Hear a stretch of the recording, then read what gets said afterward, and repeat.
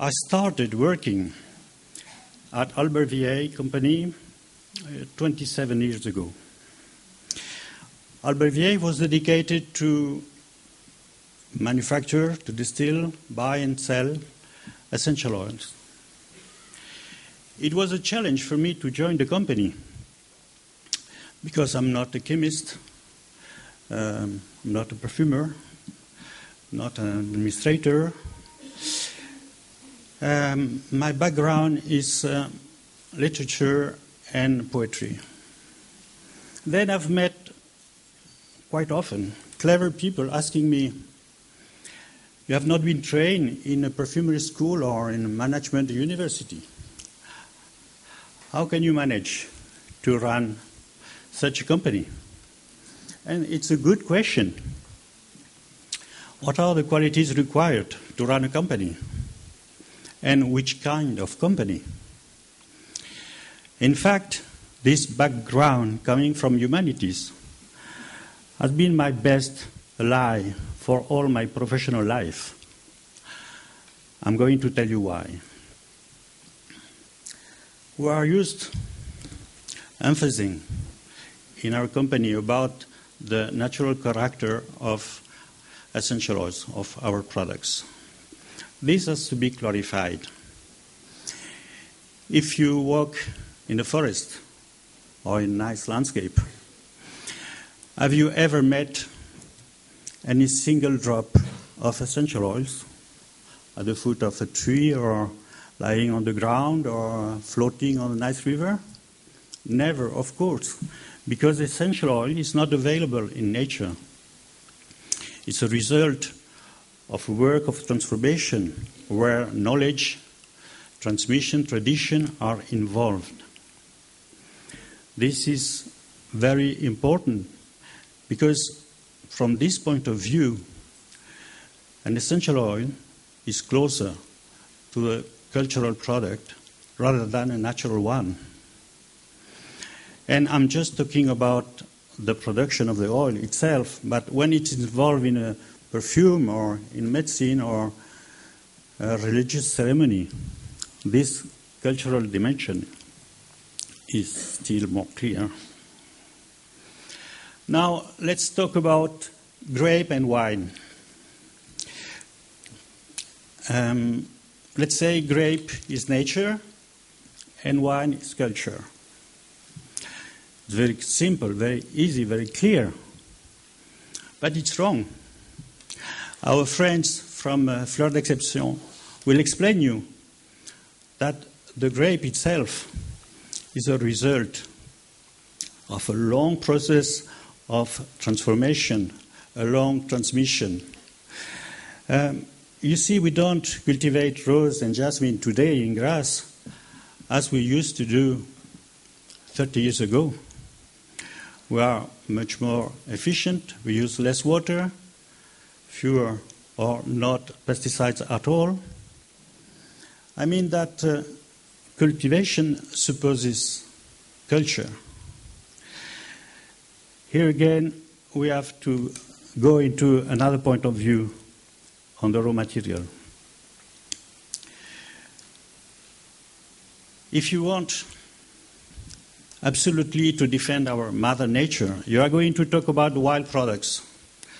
Products that you can find in nature that are not cultivated and are raw material. There are plenty, like everlasting in Macedonia or frankincense and myrrh in Somalia. Fine. Let's examine this more in detail. Let's take rosemary because it's very familiar. Rosemary is distilled in several countries, and the major one is Tunisia. We distill there every year 80 tons of rosemary. To make 1 kilo of oil, we need 300 kilos of leaves. To distill, that means that to distill 80 tons of oil, we need 24,000 tons to be collected. 24,000 tons of leaves. Can you imagine what a sophisticated organization you need to collect 24,000 tons of leaves. Thousands of people are involved in this. Completely villages around units of distillation, and bringing every day for several months. The social life in Tunisia is deeply impacted by this, several months, every year. You see that even with a wild product, the human factor is very important. And if you don't consider this point of view, you are just missing the most important in the product you are talking about. Rosemary is just a bush.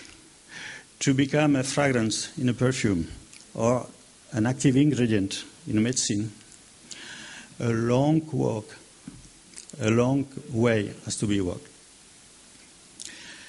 That's why instead of talking about products, let's think in terms of network. Network where all links are interdependent.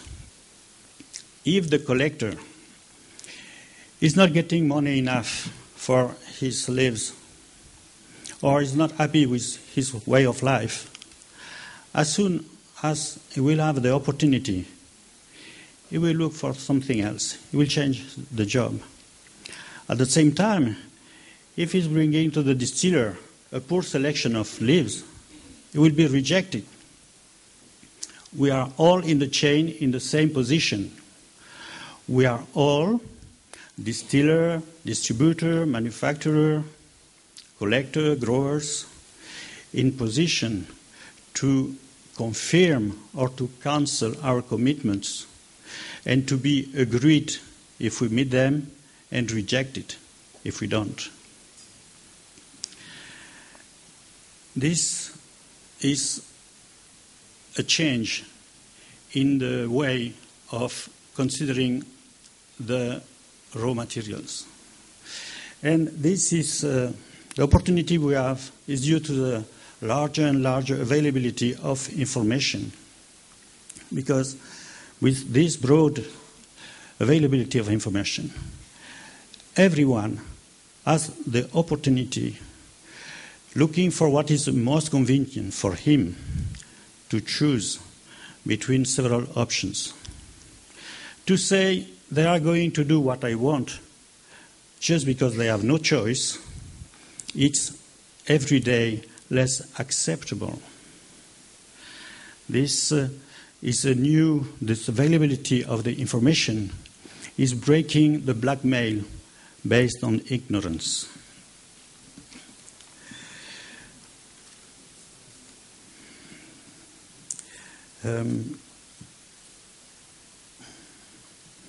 Then, you see, perhaps I'm painting a nice picture, too nice picture, and reality is a bit different.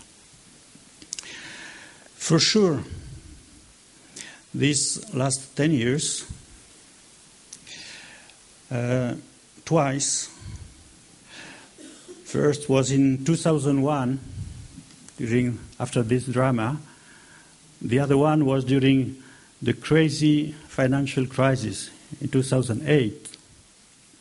My company has been on the verge to bankrupt. I mean that changing our behavior is risky. Willing to share when tough competition and predation are still the main pattern in business, make us really vulnerable. If we want to stop selling water coming from flooded countries to sell it in a desert, we have to find out new patterns. This is where we are today. We can say that colonialism is over, post-colonialism is almost over, and here is where we are, in a big mess, but with many opportunities.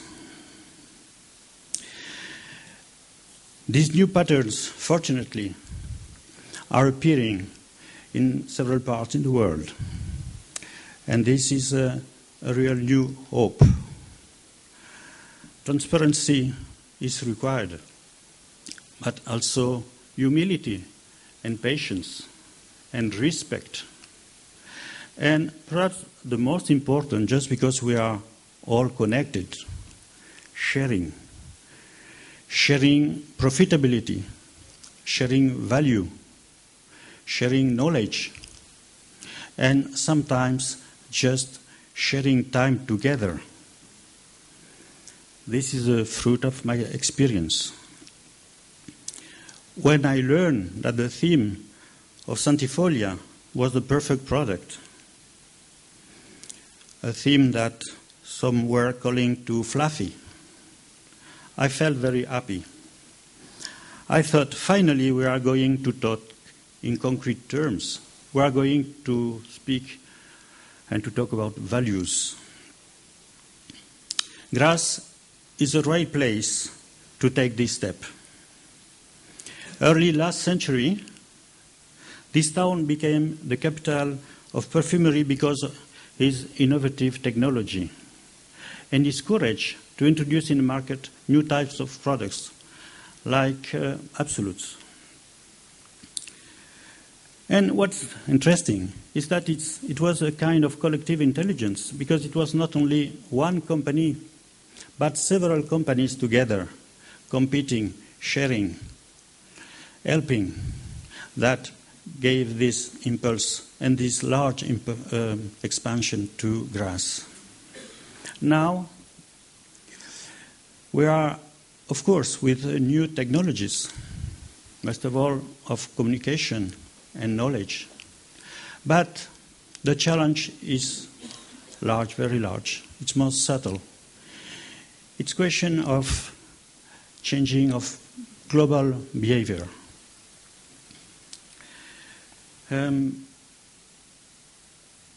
These challenges require a new attitude from us.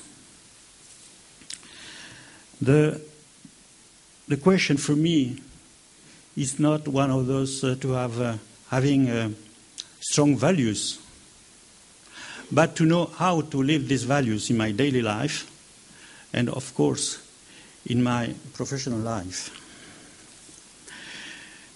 To walk my talk. The meaning of what we do is not the monopoly of politics or artists. We are all, at many levels, decision makers. We are responsible, we decide, and we act. And this gives an exquisite flavor to our inner life. I'm sure that this Congress will be the opportunity for each of us to share and to get back as much as we are willing to give. And don't forget, enjoy it. Thank you.